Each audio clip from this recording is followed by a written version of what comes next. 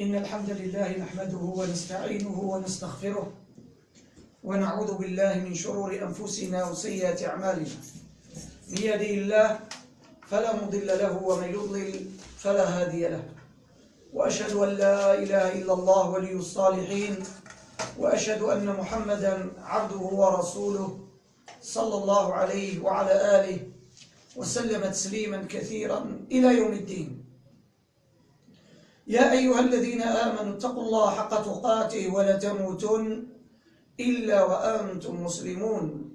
يا أيها الناس اتقوا ربكم الذي خلقكم من نفس واحدة وخلق منها زوجها وبث منهما رجالا كثيرا ونساء، واتقوا الله الذي تساءلون به والأرحام إن الله كان عليكم رقيبا. يا أيها الذين آمنوا اتقوا الله وقولوا قولا سديدا يصلح لكم أعمالكم ويغفر لكم ذنوبكم، ومن يطع الله ورسوله فقد فاز فوزا عظيما. وبعد، فإن خير الكلام كلام الله تعالى، وأحسن الهدي هدي محمد صلى الله عليه وآله وسلم، وشر الأمور محدثاتها، وكل محدثة بدعة، وكل بدعة ضلالة، وكل ضلالة في النار. ثم أما بعد، أحييكم إخواني بتحية الإسلام، السلام عليكم ورحمة الله وبركاته. معاشر الأحباب، في هذه الليلة المباركة من ليالي رمضان، ونحن نودع هذا الشهر الكريم، ولم يتبقى منه إلا ليالي وأيام معدودات.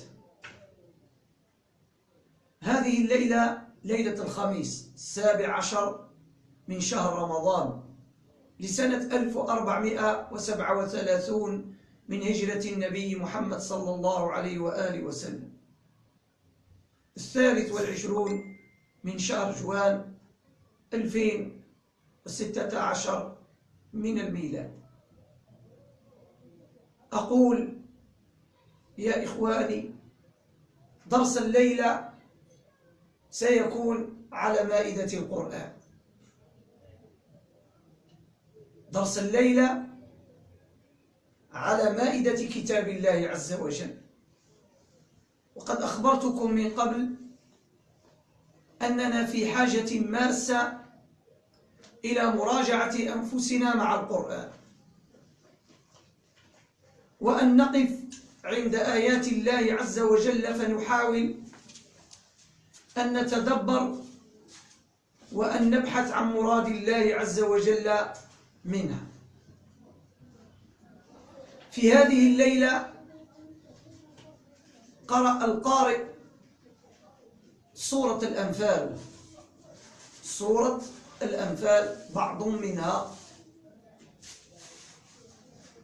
وفي هذه الليلة وافقت قراءة القارئ عندنا أنها وافقت غزوة بدر التي وقعت في 17 من شهر رمضان من السنة الثانية من هجرة النبي صلى الله عليه وآله وسلم. استوقفتني آيات قال الله عز وجل: يا أيها الذين آمنوا استجيبوا لله وللرسول إذا دعاكم لما يحييكم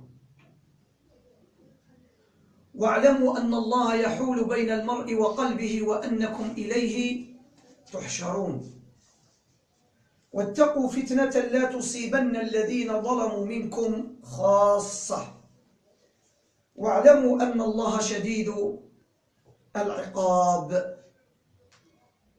الآيات: يا أيها الذين آمنوا، كما لا يخفى على السامعين أن الياء حرف نداء وتنبيه يقرع به رب العالمين آذان السامعين. وما أجمل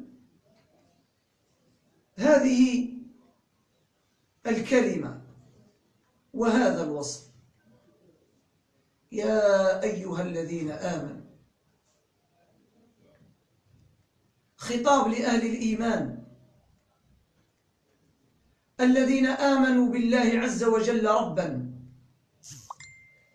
وبالقرآن منهج حياة، وبمحمد صلى الله عليه وآله وسلم نبيا ورسولا وقائدا. فإن الإيمان ليس مجرد شعار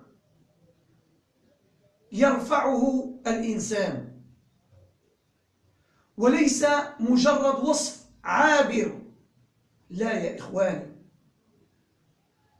بل إن هذا الوصف له تبعات وتكاليف ينبغي أن يسعى الإنسان المؤمن لتحقيقها. قد أفلح المؤمنون. من هم؟ الذين هم في صلاتهم خاشعون. قد أفلح المؤمنون، هذا التحقيق. قد أفلح المؤمنون الذين هم في صلاتهم خاشعون والذين هم عن اللغو معرضون. إذن ما أحوج الإنسان المؤمن أن يبحث عن الأوصاف التي وصفه الله عز وجل بها في كتابه، فماذا يفعل؟ فيتصف بها. يتصف بها لأن الله عز وجل يحب المؤمنين ويحب هذه الأوصاف التي وصفهم الله عز وجل بها. قد أفلح المؤمنون الذين هم في صلاتهم خاشعون والذين هم عن اللغو معرضون والذين هم للزكاة فاعلون والذين هم لفروجهم حافظون إلا على أزواجهم